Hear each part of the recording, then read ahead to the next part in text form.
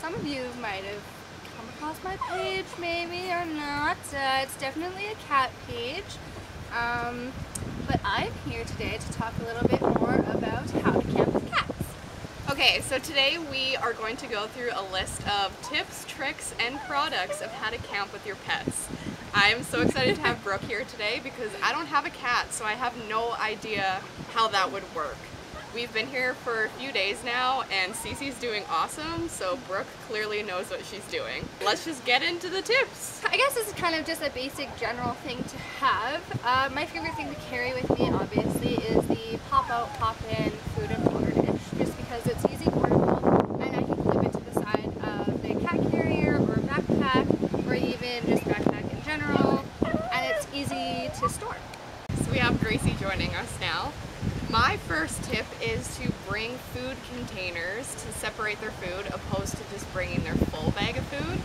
This will save you space, and also it will make sure that the food doesn't go rancid if you're in the heat. Mycotoxins is a problem with food where the grains could actually spoil and make your pets sick if they're exposed to high heat. So having food containers that are BPA free for your pet's food while you're camping is a really good idea. Really good idea. Another thing I would like to have while we're camping is, because it gets really hot or sometimes the night might get chilly, is some sort of cooling mat and also a heater. If you don't have a cooling mat, you can use like a Ziploc bag or some sort of bag, and I always keep it either underneath the pet bed or on top with a blanket over top, so that it helps them stay cool during the night and obviously in really high heated days. That's a good idea. I've heard of people using heating pads too, but you also need to be careful with those. You want to put a blanket over top of them so the pets don't potentially get a burn if they fall asleep or something, just to protect them a little more. I also wouldn't recommend the USB kind. Oh yeah. I know I've heard a lot of nightmare stories of them overheating, even for people. So use kind of like a generated battery you can have it plugged in, or you could charge it with batteries. That's a good idea. So my next point is coated tie-outs. I guess this can apply to both dogs and cats. We are also going to insert some clips here and there of some of the things that we're talking about. But basically this is a long leash that you can just attach to a tree or something. I like the coated ones so your regular leash doesn't get dirty, and it lets them roam free. It's hand-free control, so you can just hang out and they can hang out on their own as well. Really good idea. I don't like to get my leash dirty because it was a little bit expensive, so... Exactly. Another good thing that I like to carry with me is some sort of shade for my pet, because sometimes when we're camping we don't always have shade and trees and stuff like that. So I got my tent, actually, believe it or not, at Dollarama for $4. She's outgrown it now, but even just a chair with a blanket that they can crawl under and keep cool with the ground and away from the sun is a really good idea. That's an awesome idea because animals usually tend to run a little warmer than humans. So even if we're feeling a little bit cooler, they might actually be hotter than us. Next tip that I have is campsite identification tags. I am going to insert a clip of how these look, but basically I buy these little tags from probably Dollarama that have paper in them, and I write down what campsite we're at what park, and for how long. Now my pets do have a normal identification tag, and they also do have a microchip, but when you're camping, sometimes you don't have your phone on you, you're not paying attention, and if they get away, it's so much easier if a few campsites over someone finds their pet and they know they belong to campsite 17 than them trying to call you and not being able to get a hold of you. So that is kind of one of my top tips. Yeah. I would say that's probably the top tip, especially if you don't have your pet chipped, or even if you just have a phone number, because some sites don't even have cell service. Yes, that is so true. Another good tip is also on really hot days, the waters. Pet needs something really like colder temperature, or like they stay low to the ground to kind of keep cool. It also helps them a lot if you put ice cubes in their water, because obviously the water is going to heat up during the day on 27-degree days, and they're just going to be drinking warm water. So I always put an change out the water because Cece likes to get dirt in the water every 10 minutes. I change it out every couple of hours just so that she can keep cool, and she's also drinking fresh, clean water. Okay, so we traded out Gracie for Cece now. And moving on to the next tip is kind of to go along with your water, but if you're going on hikes, make sure that you have pet water bottles. Oh yeah, you can get the ones, I think I've seen them on Amazon, the ones with like the built-in cup if you don't want to carry a dish with you. They also want to stay hydrated as much as us when we're on long walks. Very true. And also just to bring bottled water for them. Sometimes the water that comes out of the taps at a campsite, it isn't safe to drink. And we know that for ourselves, but oftentimes maybe we'll forget and just give it to our pets without knowing, which could make them sick. So make sure that you have bottled water at the campsite for their drinking water. I guess you guys kind of want to know a little bit more on the cat side of camping. I've had Cece now for 9 years, so she's fairly well trained and tame and calm most of the time. Cats get really stressed out super fast and quick. A really good sign of that, obviously, you guys know for your indoor cats, is the tail wag. I just wanted to talk to you guys about how a cat kind of goes outside, or how do you train an indoor cat to be an outdoor cat? That would honestly be my top question if I was going to bring my cat camping, is how do they go to the bathroom? Yeah. I guess to start off with training a bit, what you could do is change out your litter and put dirt in it. If you think you're going to be going camping in a couple weeks, start weeding them with dirt, and then eventually you can even take them outside on a leash. That's a good and idea. see if they would go on themselves or maybe not. It's taken me, I won't lie, it's taken Cece quite a while to get used to the outdoors. I think my number one tip for cats is to never pressure them to do anything they don't want to do. Otherwise, they're not going to do it, and they're going to refuse every time you try and get them to do it. Slowly wean them into it. Let them do it on themselves. It might take you a week, it might take you 2 weeks, it might take you 3 months, it might take you longer. It really just depends on the cat that you do have and how long you've had it.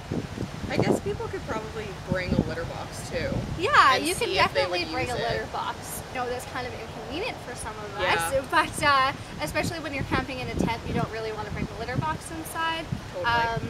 But I guess if you are going to do that, let them go to the bathroom before bed. Cats are usually pretty good with holding it in, unless your cat has some sort of bladder problem or any Right. kind of problems like that. I'm going to talk about a few points that could be applicable to both dogs and cats.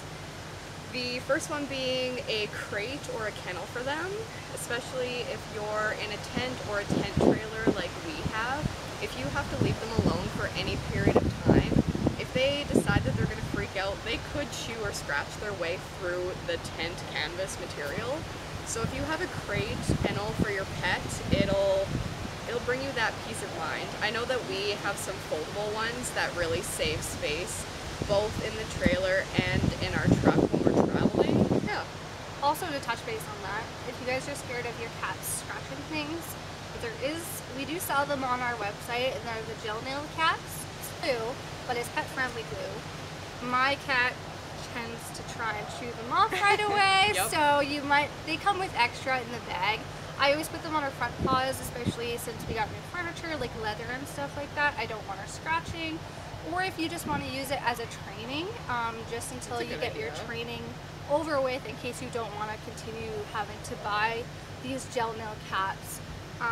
But they are definitely useful in case you're scared of blow up mattresses and then obviously scratching through your materials. That's awesome. They definitely sell those for dogs as well. To bring bones or special treats to keep them occupied. And I guess just overall to stay organized. I try to keep all of our dog stuff in one kind of container or bag. Camping can get messy and disorganized, but if you have all their stuff in one place, you're not wasting time looking for it. Okay. All right, we've added another animal to the clan. Boomer is here. So even if your cat, cats like to dig and then go to the bathroom, so even if you are using the dirt outside your campsite, please always remember to pick it up because it is another animal for you and you don't want to have anything further than that. So make sure to pick it up, put it in a food bag, and throw it in the garbage. Awesome.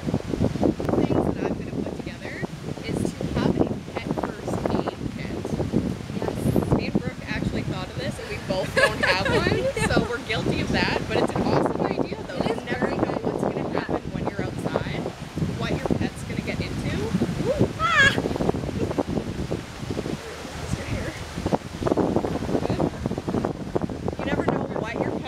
is going to get into, and you might need pet-specific first aid materials. So I guess to go along with that is to also know for yourself and for your pet where the nearest medical center is. So I guess an urgent care, a hospital, and then for your pets, a vet clinic. Because once again, you don't know what's going to happen. You might be out of the service area. You might not be able to Google and see where the nearest one is. And in a panic type of situation, you want to know where you're going.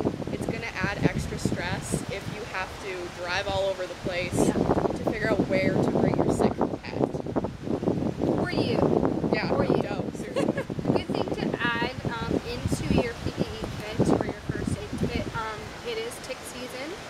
You can get tick remover sticks, I think, off Amazon. They're not that much, I think $2 or $3. And then a comb, because like Cece and Boomer, they have thick fur, and the combs actually help lift up the ticks that are trying to worry their way into the skin. That's a good idea. Actually, the other day, Brooke asked me if I had a pet brush, just because Cece was shedding so much, and I don't have one with me. Groomer doesn't have a brush, apparently. But when you're camping, that's honestly an awesome time to brush your pet. Yeah. You're just hanging out anyways, and you can just let the fur fly wherever you want. So that's also an awesome tip. Another good thing to have in your first aid kit, or even on you in general, is SPF pet lotion, their paws, because the cement gets very, very hot and the sand, and we don't like walking on it in our bare feet either. They can get blisters just as much as we can. Yes. I think they say that the rule is you put the back of your hand down on the pavement, and if you can't hold it there for 5 seconds, then you shouldn't be walking them at all. Yeah. Alright, so I think that's all the tips and tricks and products that we have for you today. I hope that you enjoyed watching this video. If you liked it, make sure you give a thumbs up. Please check out her Instagram and her website. She sells awesome cat products, and proceeds go to a local cat rescue in our city. So make sure to check her out down below. If you guys have any video requests that you want to see us do together, please leave them down below, as we'd love to make more videos. If we've missed a question that you might have been wanting to ask, feel free to DM either one of us, and we'd be happy to try and answer it for you. If you want to find out more information about either of us, again, I will have both of our websites and Instagram linked down below, so be sure that you check, especially Brooke, out. Thank you so much for coming today. I don't know a ton about cats, so I've really appreciated you being here and sharing your knowledge. Thank you for having us. Really appreciate it. Well, having a moment. Also, one-on-one struggles of camping. Yeah, seriously, it's a struggle. It's not always how it looks. Thanks so much for watching today, guys. See you next time. Bye. Bye. It's so good. Thanks for Thank you for having us. We appreciate I was gonna say exploiting camping pets. Oh, I know. Is she making noise? Grouchy butt. Hello! Hello! Welcome back! No. Are we still recording? Jeff, can you bring Cece over? Or actually just on you. Walking on it or on stand in our Just start that sentence over. Sure. Okay. Camping with pets. Wow. Camping with pets. What's this video about? Camping with Camping with pets. You did so good. Swear to God, if this thing isn't recording.